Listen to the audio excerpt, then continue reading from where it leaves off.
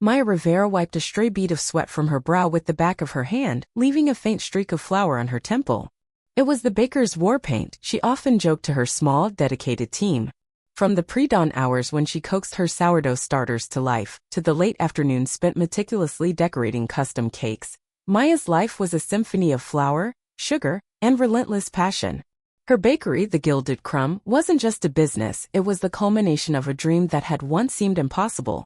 Growing up in a cramped apartment, the daughter of immigrants who worked multiple jobs to make ends meet, Maya's only luxury was the Sunday mornings spent in her abuela's kitchen. It was there, amidst the warm scent of cinnamon and vanilla, that she learned the magic of turning simple ingredients into edible art. She'd worked her way through culinary school, scrubbing floors and waiting tables to pay her tuition, her talent undeniable but her path arduous.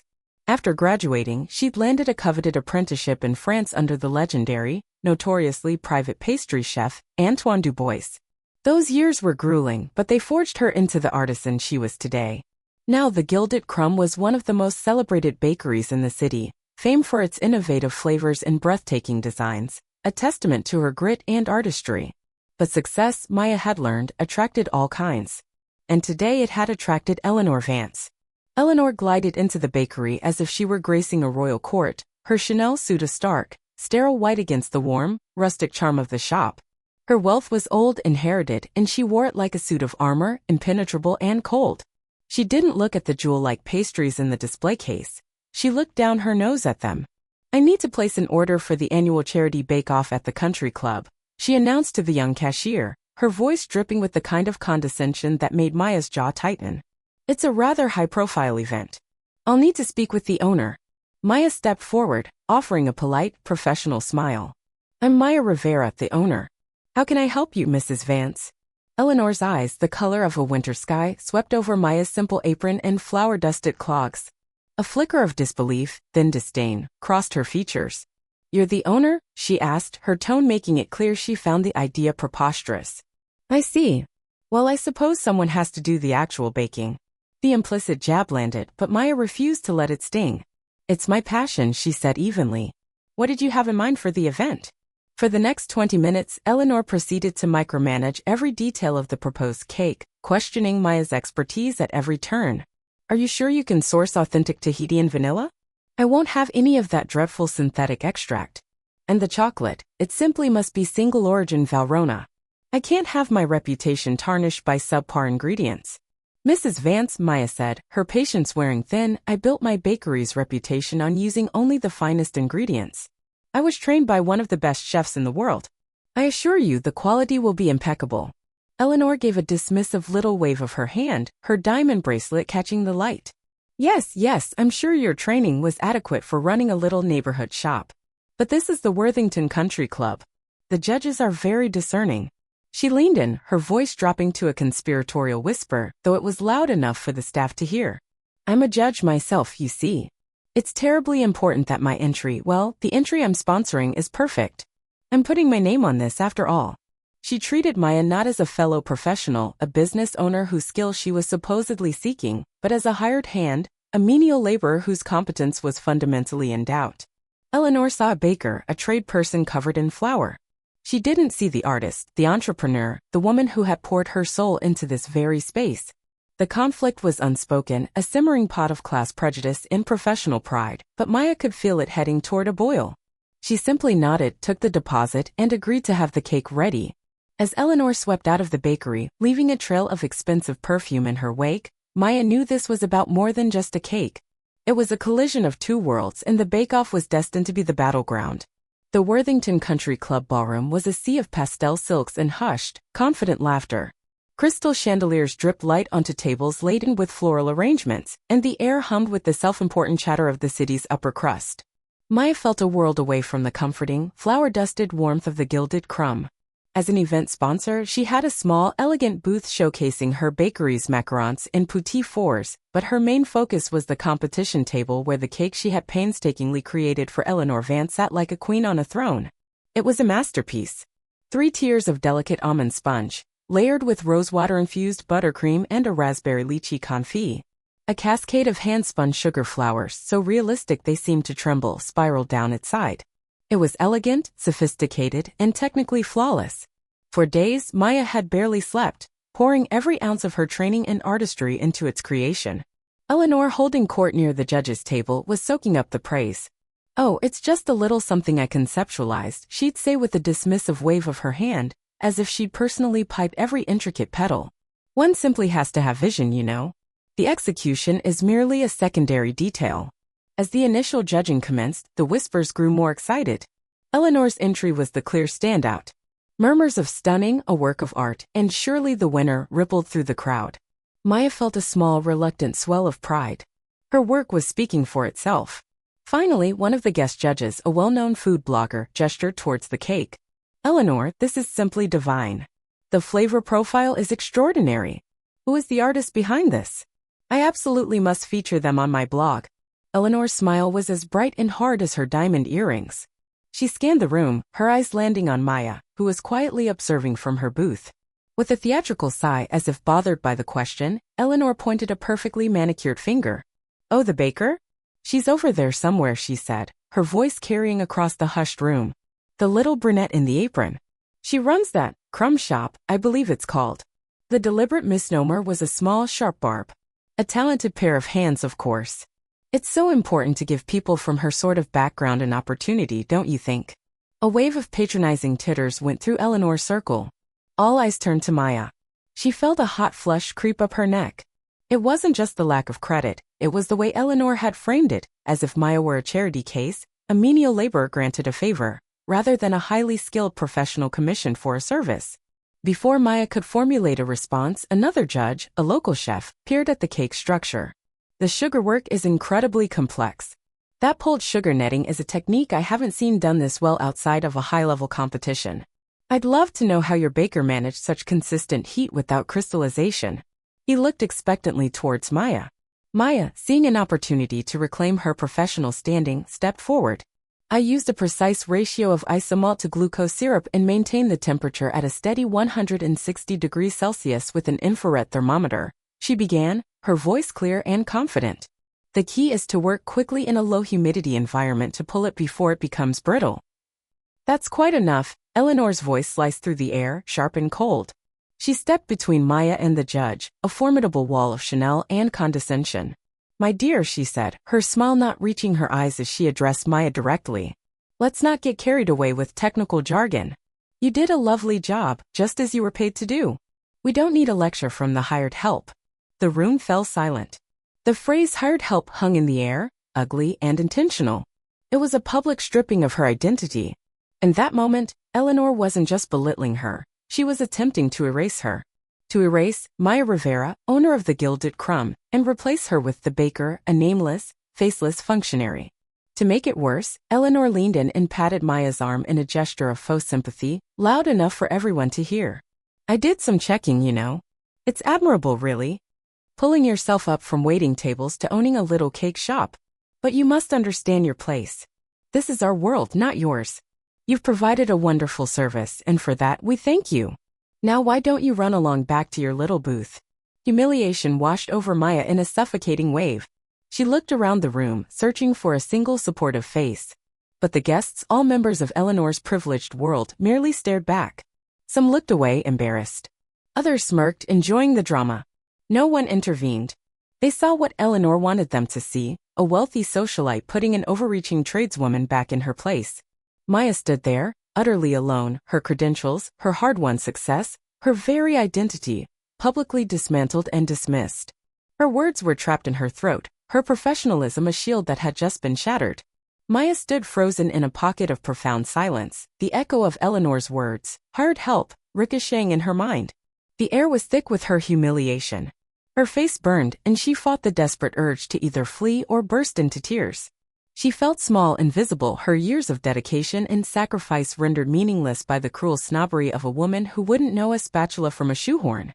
Just as the silence began to feel eternal, a figure emerged from the back of the ballroom. A man, impeccably dressed in a tailored suit but with the unmistakable hands of a craftsman, moved with a quiet authority that instantly drew every eye. He was older, with sharp, intelligent eyes that missed nothing. As he approached the judges' table, a wave of recognition and deference rippled through the onlookers. The other judges straightened their postures, their expressions a mixture of surprise and reverence. He didn't glance at Eleanor. He walked directly to the cake. He leaned in, examining the spun sugar with an intensity that was almost unnerving. He gently touched one of the translucent petals, his expression unreadable. Eleanor, seeing the distinguished man's focus on her entry, puffed up with pride, sensing an opportunity to salvage her moment. "It's magnificent, isn't it?" she began, stepping forward. "I had a very specific vision for."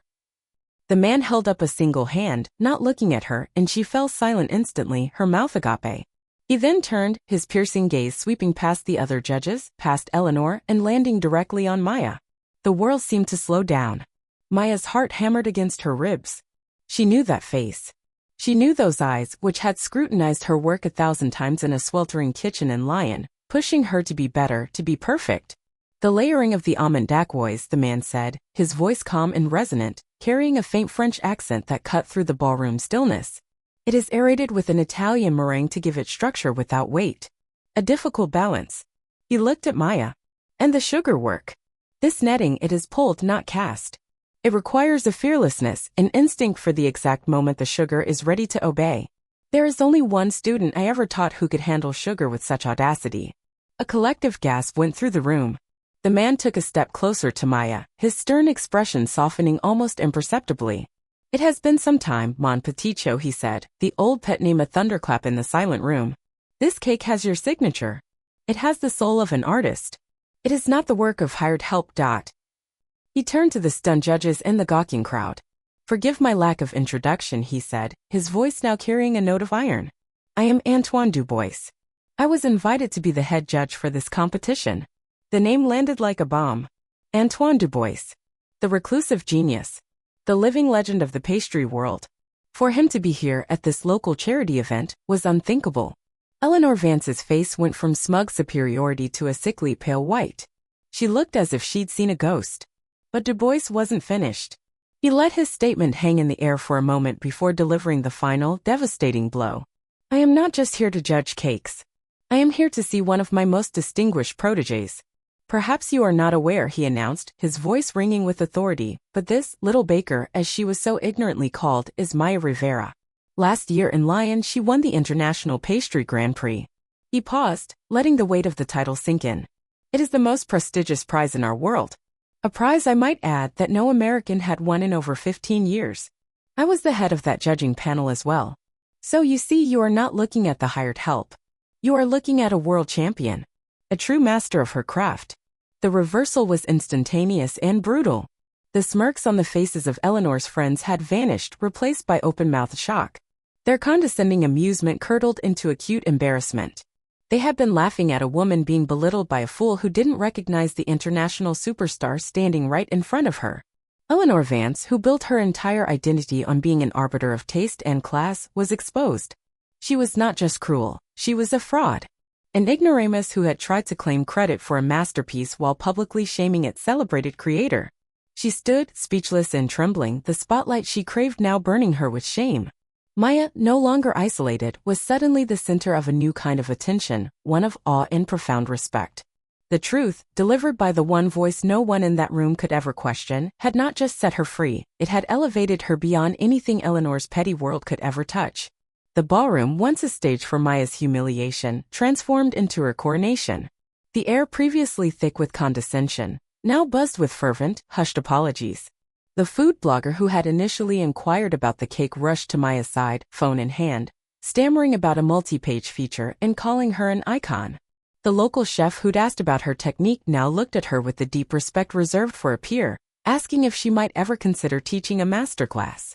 Her own team of young bakers, who had watched the confrontation from their booth with horrified loyalty, were now beaming, their pride in their boss palpable. They bustled around, offering macarons to the newly converted, their gesture saying, "We knew it all along." Eleanor Vance, meanwhile, seemed to shrink. The Chanel suit that had looked so powerful now seemed like a hollow costume. All her social capital had evaporated in an instant. She made a move to slip away, to flee the scene of her spectacular self-destruction, but she was intercepted by the chairwoman of the charity. The woman's polite smile was gone, replaced by a glacial expression. "Eleanor," she said, her voice low but firm, "I believe you owe Ms. Rivera a public apology." Trapped, Eleanor turned to face Maya. The entire room watched. She mumbled a few incoherent words about a misunderstanding, her voice barely a whisper. Her face was blotchy, her composure shattered. It wasn't a genuine apology, it was the pathetic whimper of a defeated bully. It was more humiliating than silence. She didn't have to be asked to leave twice. She fled the ballroom, her reputation in tatters, leaving behind only the ghost of her arrogance. The following week, the story was the talk of the town. The Gilded Crumb was inundated with customers. The phone rang off the hook with interview requests and corporate event inquiries.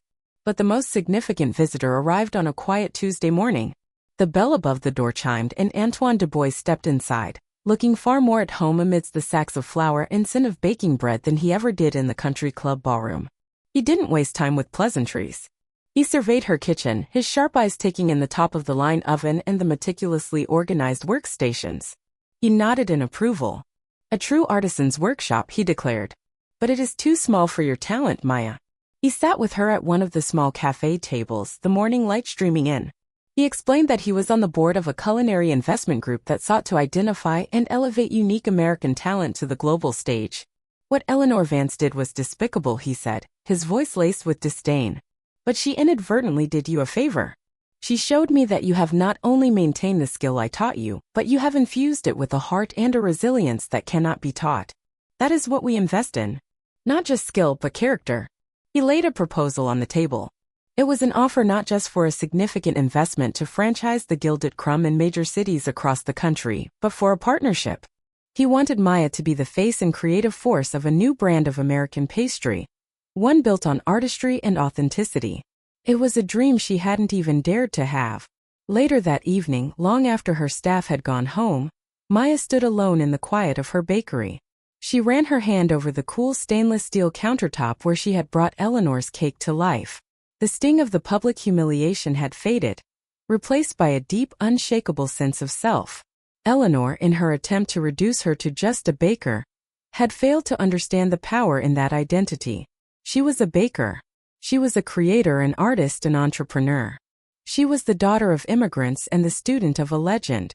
All of it was true and all of it was her. The incident hadn't given her worth. It had simply revealed the worth that was there all along. Her success wasn't a fragile thing that could be shattered by a snob's cruel words, but a resilient sourdough starter, rising stronger and more complex after every challenge.